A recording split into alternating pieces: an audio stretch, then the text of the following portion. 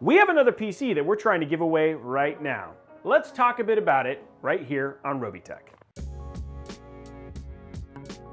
What is up, guys? And we are in the midst of celebrating the launch of 11th gen Intel. And in doing so, we built this ridiculous custom PC that we are giving away in partnership with ASUS, Intel, and Newegg. If you check down in the description below, we have a link to that giveaway where you can check out the whole landing page and see beautiful photos of this. But we figured we'd walk you through the parts, talk a little bit about what we did and where the inspiration was for this awesome build that we put together. Now, this whole thing is built in the Johnsmo Mech Warrior Mod 3 case. Now, it's got an Intel 11900K. This is, of course, the top 10 flagship Intel 11th gen CPU. For the motherboard, because we still wanted that white and black theme, we went ahead and did the ASUS ROG STRIX Z590E Gaming.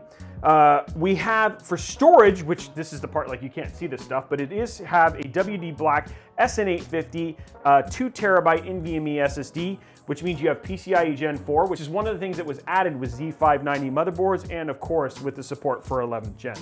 The thing that is obviously the most beautiful thing in here is, of course, that white ROG Strix RTX 3090. It's like the unicorn of cards, right? Like, that is an absolutely spectacularly beautiful card right there, and one of the things that obviously probably one of the most coveted parts of this build. For CPU cooling, we're using a Corsair iCUE H150 Elite, but of course we customized this with the Intel blue and the Intel logo, so that's the way it looks. All of the fans are Corsair QL fans, 32 gigs of Corsair Vengeance RGB Pro SL.